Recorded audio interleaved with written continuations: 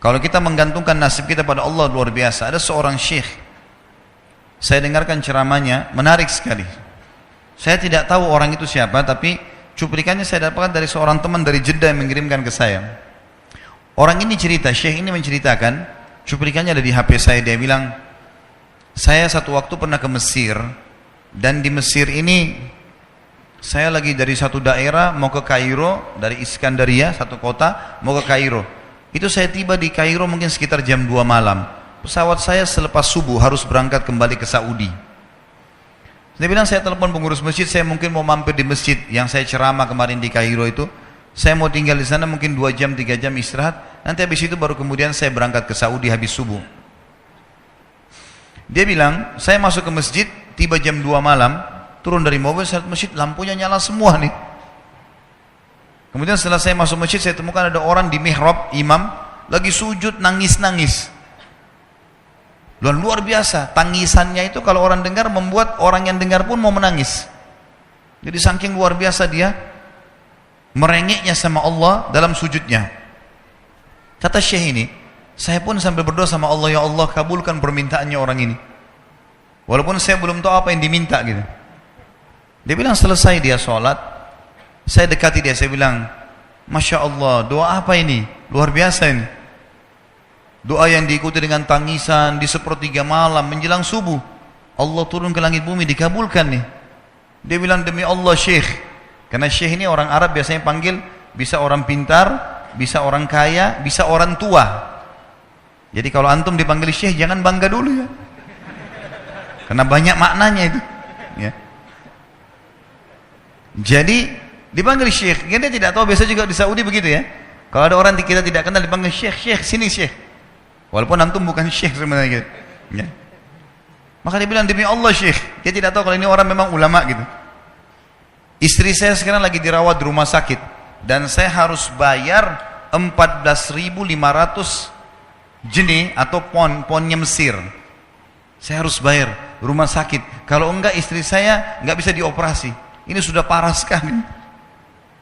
Kata syekhnya, jadi gara-gara itu kau sujud sama Allah. Dia bilang, iya, lanjutkan nangis sama Allah.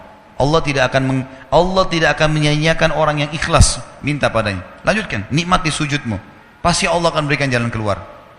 Dia bilang, iya baik. Orang itu dia bilang kembali lagi ke mihrab, nangis lagi. Sholat sujud sama Allah, ya Allah. Dan dalam doanya begitu, ya Allah, istri saya mau dibayar besok rumah sakitnya. Jumlahnya sekian, saya tidak pegang uang 1 jenih pun. Ini 14.500 jenih, banyak sekali. Maka dia bilang, orang ini bilang, baiklah kalau begitu. Syekhnya ini bilang, saya mau tidur dulu. Saya istirahat 1 jam, menjelang azan subuh dia bilang, ada marbot masjid datang bangunin saya. Sudah azan, saya sholat qobliyah, sholat sunnatul fajr.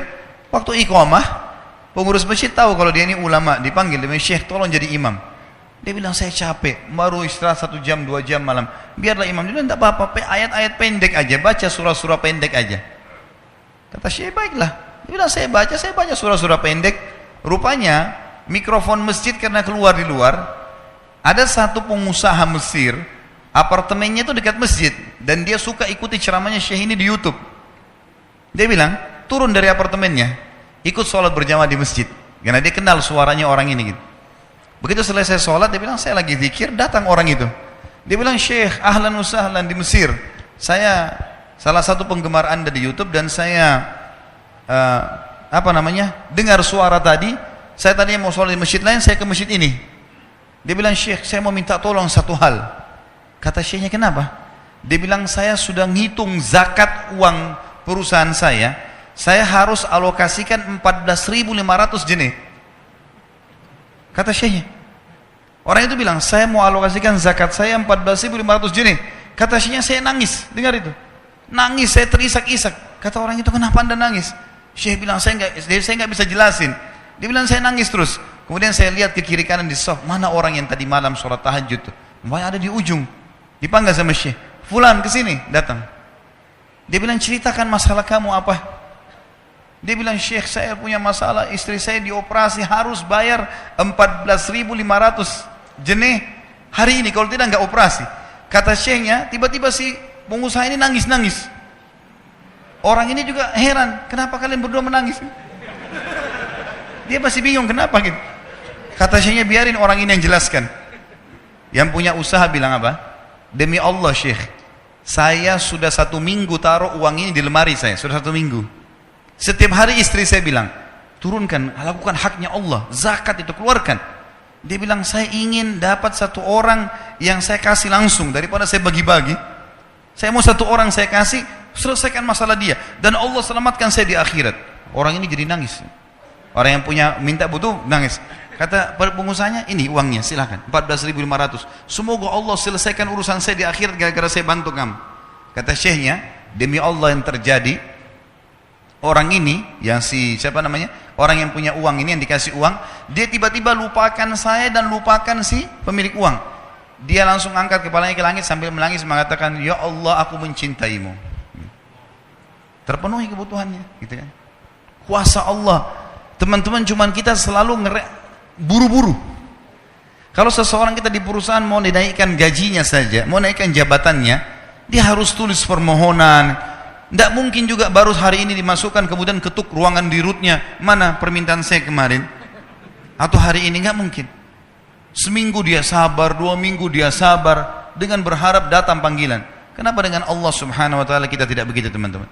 Banyak orang buru-buru dan kebanyakan orang mau menggantungkan permintaannya kepada Allah hanya pada hal-hal yang kecil, hal yang besar tidak, atau sebaliknya, hal yang besar, hal yang kecil tidak. Kenapa tidak pernah minta sama Allah dikasih motor, dikasih mobil, dikasih rumah? Kenapa hanya minta kalau penyakitnya dihilangkan baru kembali kepada Allah? Itu pun seringkali kita jadikan Allah nomor 30, teman-teman sekalian.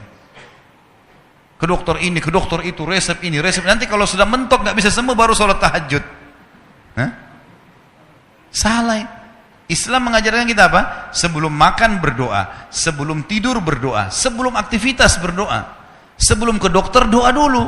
Supaya Allah jadikan kesembuhan. Karena dokter resepnya cuma semoga lekas sembuh. Tidak ada pasti sembuh. Makanya teman-teman sekalian, kembali kepada Allah adalah jalan yang paling luar biasa. Gitu. Coba merengek kepada Allah SWT. Allah pasti tidak akan pernah memungkiri janji-janjinya.